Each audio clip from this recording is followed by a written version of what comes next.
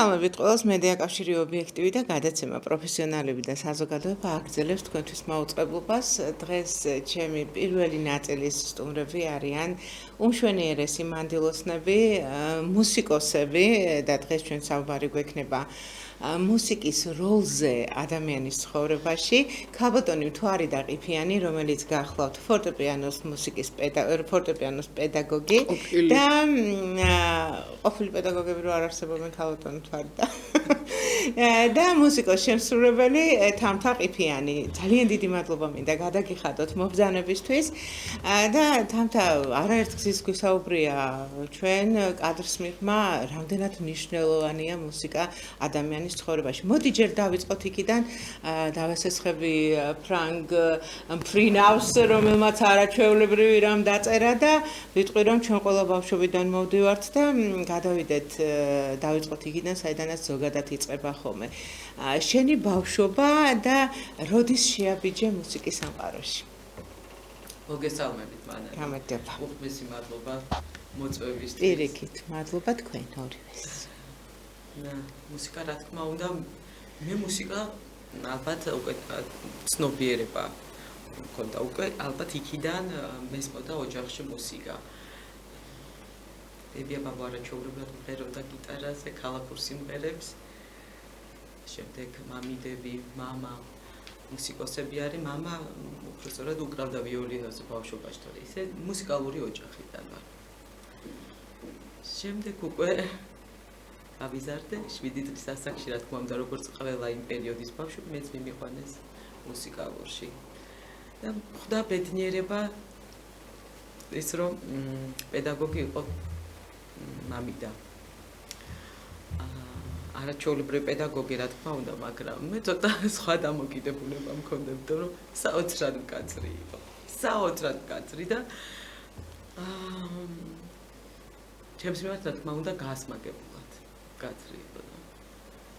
ცოტა მაგ მხრივ ეს რთულად მიდიოდა ჩემი სწავლის პერიოდი. მაგრამ სამაგიეროდ დღეს როგორი მადლიერია თქვენი? მაგრამ ნამდვილად მადლიერი ვარ, რომ არა მისი სიმკაცრე, რომ არა მისი დამოკიდებულება, ალბათ მე ამ გზას არ გავყავ. მარტო თამთა არ არის ქალბატონო მთვარი და თქვენი არაჩვეულებრივი დაიკოს მადლიერი. იმიტომ რომ მთელი საზოგადოება მადლიერნი ვართ თქვენი, რომ მართლა ასეთი არაჩვეულებრივი ქალბატონი აღუზარდეთ მუსიკალურს გულისხმობ და ნუ ისეც თავისთავად აღუზარდეთ ჩვენ საზოგადოებას. ქალბატონო მთვარი და ბრძანა თამთამ რომ მთელი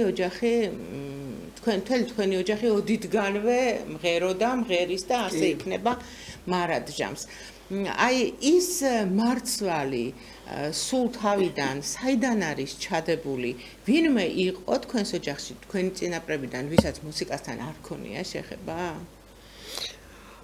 თვითონ პროფესიონალური მუსიკალური ცოდნა არავის არ ქონდა, მაგრამ ძალიან კარგად ერკვეოდნენ ყველაფერს. მთავარი არის რომ ყველა კლასიკურ მუსიკას უსმენდნენ, ძალიან სმენის კულტურა ჰქონდათ რაღაც არაჩვეულებრივი, იმიტომ რომ თვითონ ძალიან მუსიკალურები დედა და მამა მღეროდა არაჩვეულებრივად.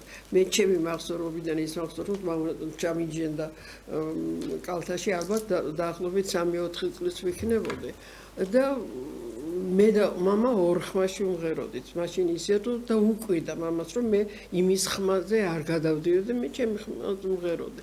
მე უკვე რო წამოვიზარდეთ, გვაიძულებდა. მე თვითონ და მე ჩემიდაც მუსიკალურ სკოლაში შევედით საფორტეპიანო განყოფილებას და ძალიან კარგი მოსწავლეები ვიყავით და ჩემი ძმა ვიოლინოზე გვაიძულებდა. მე უკვე ქალაქური ახალი სიმღერა რო შემოვიდოდა, გვაიძულებდა რომ ის ჩვენ უნდა დაგვემუშავებინა და თვითონ ოჯახში და უნდა გვემღერა ეს და ძალიან კარგად გამოვდიოდა. და ამ ყველაფრის თავი და საფუძველი მაინც როგორც მივხვდი თქვენ ბრძანეთ საუბრის დასაწყისში, რომ არის კლასიკური მუსიკა, ხო? დიდი ემპატარიანად ყველას მუდმივად ჩართული ქონდათ კლასიკური მუსიკა, ხო? კი, ეს და აი რომ არ ყოფილიყო მუსიკა, რა დააკლდებოდა თამთა ყიფიანის პერსონას? ალბათ ყველაფერი. იმიტომ რომ მუსიკით ცხოვრობ და მუსიკა მომიყვანა აქამდე. ალბათ ვაპირებ კიდევ რა თქმა უნდა. ხო, ნუ თავის ძელად თავად. არჩენილი ცხოვრებაც, იმიტომ რომ მართლა ყოველდღიურობა არის ჩემი მუსიკა.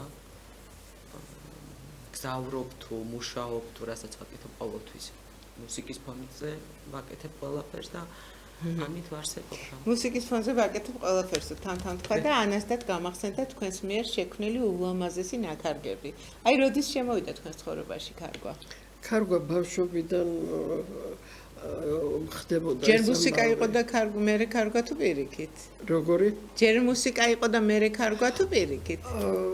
რა არის იცით მე მე ჩემი და ჩემი 6 წლის ასაკიდან უკვე მუსიკალურ სკოლაში შეგვიყვანა მშობლებმა.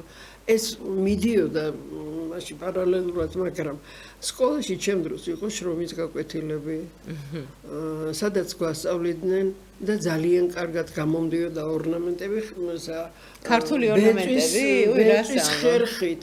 თავისი დანადგარები მე მამაჩემმა სახლშიდაც გამიკეთა სკოლაში და სახლში მუშაობ ისეთი კარგი ორნამენტები გამომდიოდა მასე ფანერასავით ის იყო ძალიან დიდი ის კი არა ხე და ხეზე მუშაობ. ხეზე მუშაობ. ეგ არ ვიცოდი. მე ამის შემდეგ გადავიდა შრომის შემდეგ ხელგარჯილობა შემოვიდა უკვე მაშინ სადაც გვასწავლიდნენ დაგვაწყებინეს ნევს და მუშაობა. ეს მე იმდენად მომეწონა ეს სხვადასხვა ფერის ძაფებს ყიდულობდა დედაჩემი და მიმქონდა ეს სხვადასხვა ფერის ძაფები და მე რაც ვნახე თქვენ სახლში ის როდინდელი ნამუშევრებია. ეს უკვე ისეთ რა არის მე 6 კლასში ვიყავი რომ მოვქარგე საქართველოს რუკა. ოი რა მამაჩემმა გამიკეთა გადამიტანა ეს დიდ ფორმატზე შეეძლო გადმოხატვა ისე და ისე კარგად. თვითონ ვერ ხატავდა, მაგრამ აი რო შეხედავდა იმას გადმოხატავდა. ნუ ახლა ეგ გადმოხატვა უფრო რთულია. ხო, აი ძალიან სხვანაირი პიროვნება იყო. გამიკეთა ეს ყველაფერი, მე კაპიროვკით გადამიტანა ნაჭერზე და მე დავქარგე ეს. და ჩავაბარე ჩემი გეოგრაფიის მასწავლებლებს და როგორც თქვენ არ გინახიეთ, ისე მე აღარ მინახია ჩემი ნამუშევარი, გამოაცხადა ერთი რომ შენმა ნამუშევარმა გაიმარჯვა და სად გაიმარჯვა არაფერი დაიკარგა მოკლედ. ამის შემდეგ მე გავაგრძელე ეს ქარგვა, ოღონდაც ვაკეთებდი ცხვირ სახოცებს. და ძალიან ლამაზ ცხვირ სახოცებს ვაკეთებდი, გადავედი მე საყელოებზე და რაღაცა ძალიან გასულ საუკუნეებში როგორი აქტუალური იყო ხო ეს ყველაფერი. ერთხელ ჩემ დასთან ვარ ძალიან ცუდად ვიყავი, იქ ვიწეკი რადიკულიტით ვიყავი და ჩემი სიდის მეგობარი შემოვიდა და მითხრა რომ თარიდაო ამხელა მას ენერგიას ამ ცხვირსახოცებში რომ ხარჯაო და მე არც ერთი მე თვითონ ცხვირსახოცი კი არა მაქვს ჩემი გაკეთებული. სულ ვიღაცას ჩოქრინდი სულ აი ესე გააკეთეო სურათებიო მითხრა და ჩარჩოშიო. აი ამის შემდეგ დავიწყე ეს ყველაფერი. და გრძელდება ახლა. ამის შემდეგ დავიწყე კი გრძელდება, დავიწყე ჯერ ყვავილებით. შემდეგ მუსიკის თანხლებით რა თქმა უნდა მე მყავდა ძალიან ისეთი მეუღლე რომ ძალიან სუმართ მოყარე ოჯახი გვაქვს ქონდა და სული იყო ჩვენთან სუმრიანობა და თვითონ ძალიან კარგად მღეროდა ძალიან კარგი თამადა იყო და ეს ყველაფერი უნდა მქონოდა მე საქმე ყველაფერი ოჯახში მოწესრიგებული სამსახურში თავდადებული ვიყავი ყველანაირად რომ მომდიოდი სად მუშაობდით ქალგანთვალდაც მუსიკალურ სკოლაში ხო? თბილისში აქ როდესაც გადმოვედი თბილისში და მუშაობა დავიწყე იპოლიტო ივანოვის სახელობის მე-6 ხელოვნების სკოლაში და იქ ვიმუშავე 40 წელი და მანამდე ზესტაფონის რევაზ ლაღიძის სახელობის პირველ სამუსიკო სკოლაში იქ 20 წელი იქ ვიმუშავე. ეს ყველაფერი ეს ქარგვა ხდებოდა ყველა რო დაიძინებდა მე. ბავშვებთან ურთიერთობა მაინტერესებს, მაგრამ ვიდრე თქვენთან გავაგრძელებდე საუბარს, თამთა სკოლისკენ მიმავალი გზა კონსერვატორიისკენ მიმავალმა გზამ შეცვალა. აი კონსერვატორიისკენ მიმავალი გზა შემდგომ რამ შეცვალა? საით მიმავალმა გზამ, იმიტომ რომ შენ მრავალმხრივი მოღვაწეობას ეწევი უკვე დიდი ხანია, ხო? იმ პერიოდში ძალიან დიდი წყალობა იყო უფლის რომ მოვხდი ბატონ ანზორ ერქომაიშვილთან და ბატონ კუკური ჭოხონელიძესთან ერთად და ისინი არა მხოლოდ ჩვენი პედაგოგები, არამედ მამობას გვიწევდნენ და ყოველდღიური შეხება ჰქონდა და ეს იყო ძალიან დიდი ბედნიერება და უფლის წყალობა სულ ვიძახი. იმ პერიოდში ბატონმა ანზორმა შექმნა შემდეგ ქართული ხალხური სიმღერის საერთაშორისო ცენტრი და მთელი ჩემი ჯგუფი 11 სტუდენტი ვიყავით, წაგვიყვანა თავისთან ამ ცენტრში და დავიწყეთ იქ მუშაობა. როგორი რამხელა გამოწვევა, რამხელა პასუხისმგებლობა ქართული ფოლკლორი და რამხელა გამოცდილება, ხო შემოქმედებითი ზრდა სერიოზული. აი ქართულს რომ ღერი რა შეგრძნება გემართება, ქართულ ხალხურს, ქართულ ფოლკლორს რომ ღერი რა შეგრძნება. სასწაული ხდება ამ დროს. არ ვიცი. სხვა ადამიანი ხარ. სულ სხვა ადამიანი ხარ, ნამდვილად. ამაყი ხარ პირველ რიგში. და მთელი ისტორია თვალწინ იშლება რა. ქალბატონ თვარდა, თქვენ და თქვენს დას ხშირად გქონიათ საზოგადოებისთვის საინტერესო პიროვნებებთან შეხვედრები. ნუ მათ შორის უმრავლესობა ალბათ ისე მუსიკის სფეროდან იყო. მე კი ხო, მუსიკის სფეროდან იყო. აი მოდით ახლა ამ შეხვედრების შესახებ ვისთან ურთიერთობას აზიარებდით თქვენს აღსაზრდელებს.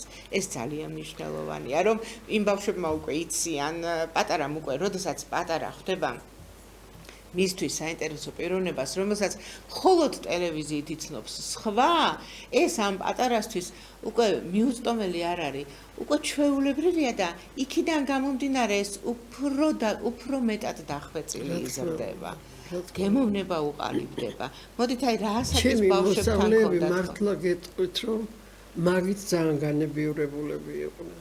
გერმატო ზესტაფონში პირველი ჩემი შეხვედრა იყო ქალბატონ დალი ჩხეიძესთან, რომელიც ჩავიყვანა ზესტაფონში, მოუწყვე მიცი შემოქმედებითი საღამო გავაკეთეთ და ჩემი მოსწავლეებით, მარტო მე და ჩემი მოსწავლეების მეშვეობით და ბოლოს დაგვირგვინდა იმით, რომ კონცერტი დამთავრდა ქალბატონი დალის საფორტეპიანო კონცერტით, რომელსაც ჩემი მოსწავლე ასრულებდა საფორტეპიანო კონცერტი იყო, ასრულებდა ქუთაისის სიმფონიური ჩამოვიყვანე ქუთაისთან, ქუთაისის სიმფონიური ორკესტრი, მაშინ დირიჟორი იყო ბატონი რევაზ ხურცილავა. ეს იყო რაღაცა სენსაცია ზესტაფონში, რომ ჯერ ჩამოვიდა კომპოზიტორი, ამხელა კომპოზიტორი და ეს ამხელა ორკესტრი ჩამოვიყვანა ზესტაფონში. ბავშვებისთვის ეს იყო, იცით და საერთოდ მე არაცეთი წელი არ გამიშვია ისე რომ ყოველ წელიწადს მქონდა ქართული კომპოზიტორები. და უფრო თავისუფლები, უფრო ლაღები იზრდებიან და უფრო კეთილშობილები და თქვენ ვერ წარმოიდგენთ რა ხდებოდა ამათ გულში.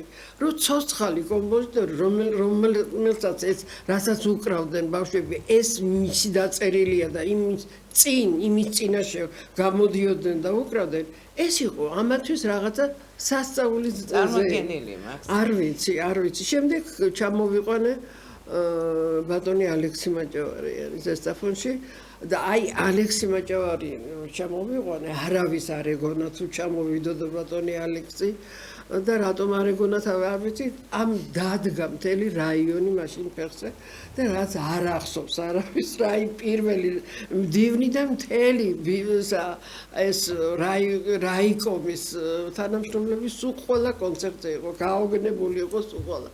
რომ ჩამოვიდა ბატონი ალიკო და კონცერტი იმდენად მოეწონა ბატონ ალიკოს, რომ ეს პატარა ბავშვები წამოგვიყვანა თბილისში და კონსერვატორიის მცირე დარბაზში თავის დაბადების დღე, როდესაც იყო 23 სექტემბერს.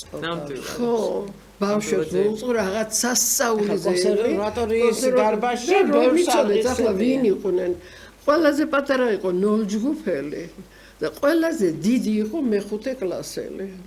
მე-6 და მე-7 კლასი არ ყავდა. ყველაზე მაღალი კლასი იყო მე-5 კლასი. და ეს კონსერვატორიაში გამამეორებინა, იმიტომ რომ რა თქვა იცი მან, რომ მე მინდაო პერიფერიებში როგორ მუშაობენო პედაგოგებიო და თვითონ ბავშვები რა დონეზე არიანო, იქ თბილისში კონსერვატორიაში ვაჩვენო ხალხს.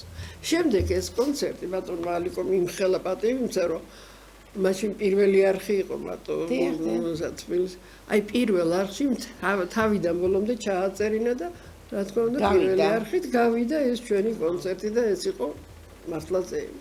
შემდეგ აქ როდესაც გადმოვედი, არ არის დარჩენილი კომპოზიტორი, რომ მე ის კომპოზიტორი სკოლაში არ შემეყვანა. და თბილისს დავუბრუნდებით ცოტა ხანში. თამთა, შენი პირველი ნაბიჯები სცენაზე.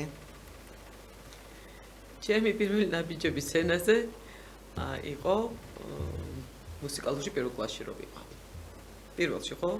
პირველ კლასშივე გამოვედი მე მგონი. მაჭავარიანი საღამო იყო, ალექსი მაჭავარიანი შენთან.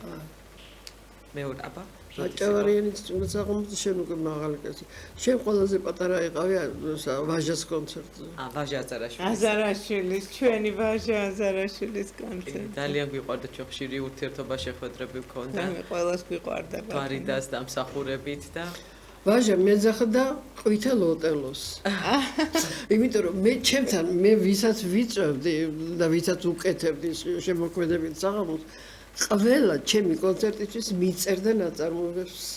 ხალბატონო მან ეს იყო რაღაცა სასწაული თავისი ხელთ ნაწერებს ჩუქნიდნენ და შენახული გაქვთ ხო? რა თქმა უნდა ვაჟა მიძახოდა რაღაც გავიგერო ესე იგი თუ რამეს ეტყვი გაგიკეთებს შემარქვა ყვითელი ოტელო ასე რომ წამიჭერსო ხელში სანამ არ დავუწე მანამდე ყველა მიცოდა ეს ყვითელ ოტელოს რო იტყო და ეს ჩემზე იყო საუბარი ჩემზე ლაპარაკობდა ვაჟა და გიტარა როდის აიღე ხელში მე სხვათა შორის ისე უნდა გამოგიტყდეთ ახლა ეს ალბათ ჩემი სირცხვილია რომ თამთას ამდენი ხანი არ ვიცნობდი თუმცა შეიძლება მოსმენილი მქონდა მაგრამ ხო არის რაღაცა აი უცებ რომ იმ დროს უნდა დაინახო როცა დაგანახებს უფალი და ისა ზუსტად მასე სულ რამდენიმე თვის წინ უცებ მოვუსმინე თამთას მიერ შესრულებულ ქალაქურ სიმღერებს რამდენიმეს მივყევი და სასწრაფოდ დავუკავშირდი და ეხა გარკვეული მიზეზების გამო ეხა მოგეხსენებათ თბილისში არსებული და საქართველოში არსებული მდგომარეობიდან გამომდინარე ფორმატი ჩემი გადაცემების გამოშვებებისა შეცვლილია ეხა სიმღერების გარეშე გავდივართ ეთერში თუმცა დარწმუნებული ვარ რომ ყველაფერი დაალაგდება ღმერთი ყველაფერს დაალაგებს, ყველაფერი დაალაგდება და ისევ რა თქმა უნდა, ისე იგივე თამთამოვა ჩვენთან გიტარის თანხლებით და მაშინ როცა ყველაფერი კარგად იქნება და უფრო მეტად როდესაც გვეყარება ერთმანეთი და ეს აუცილებლად ასე იქნება. თამთა პირველად გიტარით როდის გამოხვედი? გიტარა ვისწავლი გარდატეხის ასაკში უკვე, მოგვიანებით, დაახლოებით 13-14 წლის ვიყავი. ძალიან დიდი სურვილი მქონდა რომ მესწავლა და ჩემი სკოლის მუსიკის პედაგოგი ასწავლიდა იმ პერიოდში და ვისწავლე. სახლში დადიოდა ჩვენთან, მაგრამ უფრო რთული აღმოჩნდა ვიდრე ფოლკლორი, ფორტეპიანო. ვიდრე ფორტეპიანო. თითები უფრო მეტად მედგინა. თავიდან და ეს იყო, მაგრამ ეს იმდენი ვიმუშავე და იმდენი ვიმეცადინე, რომ მესწავლა და დამეკრა. აი უდიდესი სურვილი მქონდა და ერთადერთი სახში ვინც დიდი სიხარულით შეხვდა ამ ყველაფერს და მისმენდა ეს იყო ბებია რომელიც უსმენდა ამ ჩემ წვალებას და სიამოვნებით უსმენდა უფრო სწორად და ბოლოს მე რა თქმა უნდა გავხარდა უკვე ეხა რახან გიტარაზე ჩამოვარდა საუბარი ეხა დილას რო გამოვედი სახლიდან გვერდით სადარბაზოსთან თვალი მოვკარი გიტარის აი ნაწილს და ძალიან მიყვარს გიტარა და მე რო დავაკვირდი ორი ახალგაზრდა ვაჟი იდგა და კი უცებ გამკარა მაგრამ ისიც ვიფიქრე რომ ის რაც მე იმ წამს ვიფიქრე რომ ალბათ იმისი დრო უფრო საღამოს არის მეთქი მაგრამ გამეღიმა და ვხედავ ამ დროს რომ ესენი იმისთვის მიმართეს უკვე ხელი, უკვე თავიდან ბოლომდე ხედავ ორივეს და ამ დროს პირველი სართულიდან იღება სარკმელი და ესე ქერათმეარი გოგონა გამოვიდა მობილურით. უმღერდნენ ამ გოგონას და ეს ისეთი სიტყვა ჩამეღვარა და ისეთი ბედნიერება და ისეთი სიყვარული ყოჩახ არაჩვეულებრივი ახალგაზრდები ხართ ყველა აი ასე უნდა გვიყვარდეს ერთმანეთი ასე უნდა ვუმღეროთ ერთმანეთს მივეფეროთ ერთმანეთს საქართველოში თბილისში არ უნდა არსებობდეს საქართველოს არც ერთ ქალაქში არც ერთ კუთხეში არც ერთ დასახლებულ პუნქტში არ უნდა არსებობდეს ერთი მხარე და მეორე მხარე. საქართველოში ვართ ერთნი, ეს არის ერთი მხარე, ვადგავართ ერთ გზას და ეს გზა არის ტაძრისკენ მიმავალი გზა და ვადგავართ უფლის გზას, ღმერთის გზას და აი ასე უნდა გვიყვარდეს ერთმანეთი. ეს ეხა ჩემი ჩართვა არ შემეძლო, არ გამეჟღერებინა, იმიტომ რომ თან რაღაცა დაემთხვა ეს კადრი, დაემთხვა ჩემს გამოშვებას, გიტარაზე ქონდა საუბარი. ქალბატონო მთვარი და ყველა ადამიანს აი რა სპეციალობისაც არ უნდა იყოს ის იქნება ეს აკადემიკოსი იქნება ბალეტის მოცეკვავე იქნება ფოლკლორისტი იქნება ქალაქური მუსიკის შემსრულებელი იქნება ნებისმიერ ინსტრუმენტზე შემსრულებელი ადამიანს თან უნდა ახლდეს იუმორის გრძნობა ეს იუმორის გრძნობა თქვენ გაქვთ მე მგონი მოჭარბებულად და ჩვენ 7 წუთი გვრჩება 7 წუთი გადაცემის დასრულებამდე და მოდით აი თქვენი შეხვედრებიდან ან ოჯახის წევრების ისტორიიდან თამთა თქვენ ორივე ოჯახის წევრები ხართ მამიდა და ძმისშვილი ხართ და გაიხსენეთ ერთი ან ორი ლამაზი ისტორია ღიმილის მომგვრელი მოდი თორე შენ გაიხსენე. შენ მოყევი. მამა ჩემი იყო ძალიან ნუ ხო გითხარით კარგად მღეროდა ძალიან და ყველა სიამოვნებდა მასთან ურთიერთობა ხშირად იყო რომ კიდევაც პატიჟებდნენ კიდევაც ჩვენთან უმხაროდათ უკვე მოსვლა იმიტომ რომ მუსიკალურ ოჯახად მოგუნათლეს ყველა უმღეროდით, ყველა უკრავდით და ასე რომ ჩვენთან უხაროდათ მოსვლა და ასე იყო მამაჩემის სტუმრიანობა და თუ მამაჩემ ერთხელ სადღაც წავიდა და წამიყვანა მეც, იმიტომ რომ მე უკრავდი და მე და მამაჩემი ისე წყობილად ვღეროდით. ახლა იქ სადაც მივედით, მამაჩემი მოხვდა ყურადღების ცენტრში, ჯერ გარეგნობითაც მოთლე კარგი კაცი იყო, კარგი თამადა იყო და ვღეროდა და ნუ ახლა კაკო იყო ერთი ამბავი. ხო და კითხეს რამდენი წელს ახართ მოდანო კაკო და როგორც გასათხოვარი ქალი ისე იყლებდა ასაკს. მაგრამ ისე ამბობდა რომ ის ვერაფრით ვერ იტყოდი რომ რაღაც წყვილს რასაც ამბობდა ისე გამოიყურებოდა. ისეთი წლოვანი თქვენზე პატარა აღმოჩნდა 4 წლის აღმოჩნდა ჩემზე უფროცი ნუ ახლა ხმა არ გამიღია და მიიღეს ამათოს გავიდა რამოდენიმე ხანი ახლა დაიშალა იქით აქეთ ოთახებში გავიდნენ ზოგი მღერის ზოგი რაღაც და მე ინსტრუმენტთან ვზივარ და უკრავდა ჩემს ირგვლივ ახლა შემოკრებილები არიან და მე მეკითხებია რამდენი წლის ახარდა მამაჩემი მეორე ეთაპშია ხო და თქვენ უთხარით მე ჩემი ასაკი თქვი არასოდეს არ დამიფიცია ასაკი და ახლა ჩამოვარდა სიჩუმე და როგორ არის ახლა დრო გაგვახლა ეს ამბავი მოვიდა მამაჩემი ნისამხსარი კარებთან დადგა კარებთან ჩადგა და ჩამილაპარაკა არ იქნები გოგო შენ მაგდელი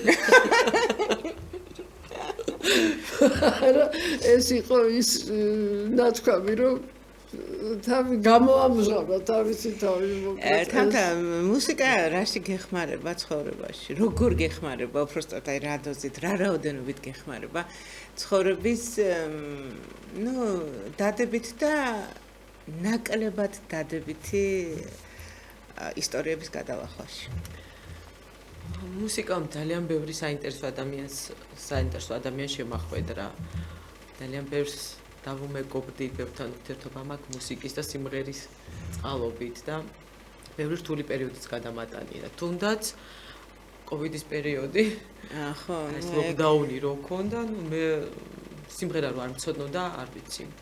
ალბათ ძალიან გამიჭირდებოდა იმ პერიოდის გადალახვა და სიმღერით გადავიტანე. მხიარულად მარტომი არა. ასევე გადავიტანე სხვათა შორის 90-იანი წლები, ეს ის პერიოდია გაზი რო არ იყო და მაგრამ მაშინ შენ ძალიან პატარა არ იყო. მაგრამ ეს ის პერიოდი, როდესაც გიტარის დაკვირა ვისწავლე, შემდეგ უკვე ფორტეპიანოზეც ვუკრავდი და მთელი მეზობლები თავისუფლებს მოვიდა. ლესელიძეზე ვცხოვრობდი და მთელი მეზობლებს გადავატანინე ეს პერიოდი, ესე სიმღერით და ასე რომ სიმღერა მეხმარება ბევრ რამეში. და აი მუსიკა ამ კითხვით დავიწყე და ამ კითხვით დავასრულებ ამ გამოშვებას დროებით და გემშვიდობებით. რა არის ადამიანისთვის მუსიკა? თქვენთვის არა, მარტო თქვენთვის არა, ზოგადად ადამიანისთვის. ისეთ რა მუსიკა აყალიბებს ადამიანის ყველაფერ კარგ და კეთილთვისებას. გეთანხმებით. არაფრით არ შეიძლება რომ მუსიკას მოусმინოს ადამიანმა და ის უკვე იმის ფარგლებში არ მოიქცეს. ძალიან დიდი მადლობა. მთვარი და ყიფიანი და თამთაყიფიანი იყვნენ ჩემი გადაცემის პირველი ნაწილის სტუმრები. არ გადართოთ მე დროებით და გემშვიდობებით და ზუსტად 5 წუთში ასევე უმშვენიერეს მანდილოსნებთან ერთად დაგიბრუნდებით. საუბარი ლიტერატურაზე, ლიტერატურის შესახებ იქნება დროებით.